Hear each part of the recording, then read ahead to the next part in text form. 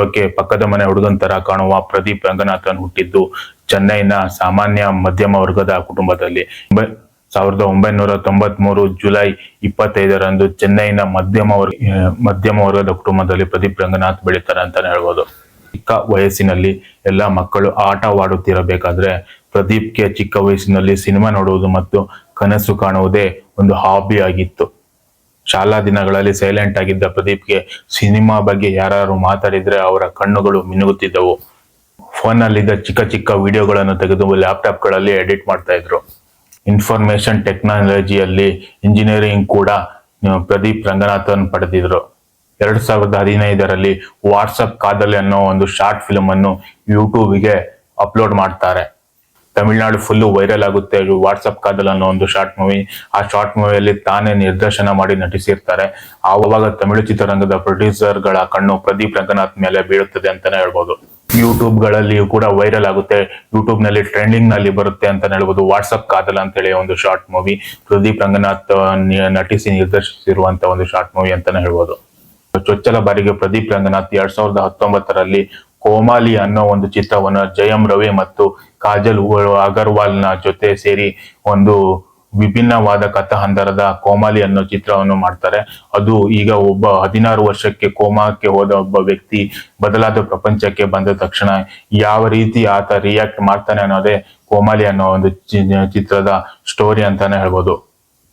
16 ವರ್ಷ ಕೋಮಾದಲ್ಲಿ ಇರುವಂತ ವ್ಯಕ್ತಿ ಎಚ್ಚರವಾದಾಗ ಯಾವ ರೀತಿ ಈ ಒಂದು ಸೋಷಿಯಲ್ ಮೀಡಿಯಾ ಯುಗದಲ್ಲಿ ಪ್ರಪಂಚ ಬದಲಾಗಿರುತ್ತೆ ಅಂತ ಹೇಳಿ ಈ ನವಿರಾಗಿ ಕಥೆಯನ್ನು ಹೆಣೆದಿ ನಿರ್ದೇಶನ ಮಾಡಿದಂತ ಪ್ರದೀಪ್ ರಂಗನಾಥ್ ತಮಿಳು ಇಂಡಸ್ಟ್ರಿಯಲ್ಲಿ ರಾತ್ರೋರಾತ್ರಿಯೇ ಹೆಸರು ಮಾಡ್ತಾರೆ ಅಂತಾನೆ ಹೇಳ್ಬೋದು. ನಂತರ 2022ರಲ್ಲಿ ಲವ್ ಟುಡೇ ಅನ್ನೋ ಒಂದು ಸಿನಿಮಾನ ತಾನೇ ನಟಿಸಿ ನಿರ್ದೇಶನ ಮಾಡ್ತಾರೆ. ಅದರ ಮೆಮ್ಗಳು, ಅದರ ಕ್ಲಿಪ್ಗಳು ಎಲ್ಲ ಕೂಡ ಇನ್ಸ್ಟಾಗ್ರಾಮ್ ರೀಲ್ಗಳಲ್ಲಿ ಮತ್ತು ಫೇಸ್ಬುಕ್, ವಾಟ್ಸಪ್, ಸೋಷಿಯಲ್ ಮೀಡಿಯಾಗಳಲ್ಲಿ ಎಲ್ಲಾ ಕಡೆಗಳಲ್ಲೂ ಕೂಡ ಲವ್ ಟುಡೇಯ ವಿಡಿಯೋಗಳು ವೈರಲ್ ಆಗ್ತವೆ ಅಂತಾನೆ ಹೇಳ್ಬೋದು. ಅದರಲ್ಲೂ ಕೂಡ ಟ್ರೋಲ್ ಆಗ್ತವೆ, ಮೆಮ್ಸ್ಗಳು ಕೂಡ ಎಲ್ಲಾ ಕಡೆ ವೈರಲ್ ಆಗ್ತವೆ ಅಂತಾನೆ ಹೇಳ್ಬೋದು. ಇನ್ಸ್ಟಾಗ್ರಾಮ್ ರೀಲ್ಸ್ ಗಳಲ್ಲಿಯೂ ಕೂಡ ಲವ್ ಟುಡೇಯ ಒಂದು ಕ್ಲಿಪ್ಸ್ ಗಳು ಟ್ರೆಂಡಿಂಗ್ ಅಲ್ಲಿ ಇರುತ್ತವೆ ಅಂತಾನೆ ಹೇಳ್ಬೋದು. ಇದರಿಂದ ಲವ್ ಟುಡೇ ಕೂಡ ಉತ್ತಮವಾದ ಒಂದು ಚಿತ್ರ ಅಂತಾನೆ ಹೇಳ್ಬೋದು. 5 ಕೋಟಿಯಲ್ಲಿ ಮಾಡಿದಂತ ಲವ್ ಟುಡೇ ಸಿನಿಮಾ ಸುಮಾರು 100 ಕೋಟಿಯಷ್ಟು ಕಲೆಕ್ಷನ್ ಮಾಡುತ್ತೆ ಅಂತಾನೆ ಹೇಳ್ಬೋದು. ಹಾಗೂ OTT ಪ್ಲಾಟ್ಫಾರ್ಮ್ ನಲ್ಲೂ ತುಂಬಾ ಚೆನ್ನಾಗಿ ಓಡುತ್ತೆ ಅಂತಾನೆ ಹೇಳ್ಬೋದು ಲವ್ ಟುಡೇ. ಮತ್ತು ಹರೆಯದ ಯುವಕ ಯುವತಿಯರ ಒಂದು ಮೋಸ್ಟ್ ಫೇವರಿಟ್ ಸಿನಿಮಾನೇ ಲವ್ ಟುಡೇ ಆಗುತ್ತೆ ಅಂತಾನೆ ಹೇಳ್ಬೋದು.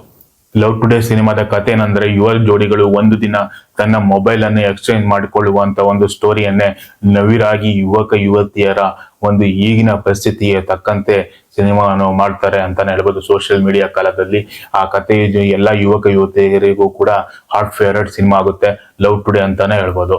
ಒಂದು ದಿನದಲ್ಲಿ ಹೇಗೆ ಫೋನ್ ಅನ್ನು ಎಕ್ಸ್ಚೇಂಜ್ ಮಾಡಿಕೊಂಡು ಯಾವ ರೀತಿ ಒಂದು ಸನ್ನಿವೇಶಗಳು ಎದುರಾಗ್ತವೆ ಅನ್ನೋದನ್ನು ನವಿರಾಗಿ ಪ್ರದೀಪ್ ರಂಗನಾಥ್ ಅವರು ತಮ್ಮ ಲವ್ ಟುಡೇ ಸಿನಿಮಾದಲ್ಲಿ ನಿರ್ದೇಶನದ ಜೊತೆಗೆ ಉತ್ತಮವಾದ ನಟನೆಯನ್ನು ಮಾಡುತ್ತಾರೆ ಅಂತಾನೆ ಹೇಳ್ಬೋದು.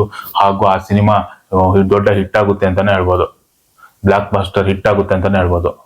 ನಂತರ ಹೀರೋ ಆಗಿ ಡ್ರ್ಯಾಗನ್ ಅನ್ನೋ ಒಂದು ಸಿನಿಮಾ ಕೂಡ ಮಾಡ್ತಾರೆ, ಅದು ಕೂಡ 150 ಕೋಟಿ ಬಾಚುತ್ತೆ.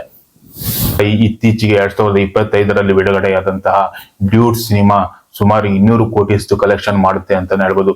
ಕೀರ್ತಿಶ್ವರ ನಿರ್ದೇಶನದ ಡ್ಯೂಡ್ ಸಿನಿಮಾ ಬಹಳ ವಿಭಿನ್ನವಾಗಿ ಮೂಡಿ ಬಂದಿದೆ ಅಂತಾನೆ ಹೇಳ್ಬೋದು. ಭರ್ಜರಿಯಾಗಿ ಎಲ್ಲಾ ಕಡೆಯೂ ಕೂಡ ಪ್ರದರ್ಶನ ಕಾಣ್ತಿದೆ ಅಂತಾನೆ ಹೇಳ್ಬೋದು. ಇದರಿಂದ ತಮಿಳು ಚಿತ್ರರಂಗದಲ್ಲಿ ಬ್ಯಾಕ್ ಟು ಬ್ಯಾಕ್ ಹಿಟ್ ಕೊಟ್ಟಂತಹ ಪ್ರದೀಪ್ ರಂಗನಾಥ್ ಒಬ್ಬ ಸ್ಟಾರ್ ನಟನಾಗಿ ನಿಲ್ತಾರೆ ಅಂತಾನೆ ಹೇಳ್ಬೋದು. ಈ ಪ್ರದೀಪ್ ರಂಗನಾಥನ್ ಅವರ ಮುಂದಿನ ಸಿನಿಮಾ ಯಾವುದು ಅಂತ ಹೇಳಿದ್ರೆ ಲವ್ ಇನ್ಶೂರೆನ್ಸ್ ಕಂಪನಿ. ಇದು 2026ಕ್ಕೆ ತೆರೆಗಾಣಲಿದೆ.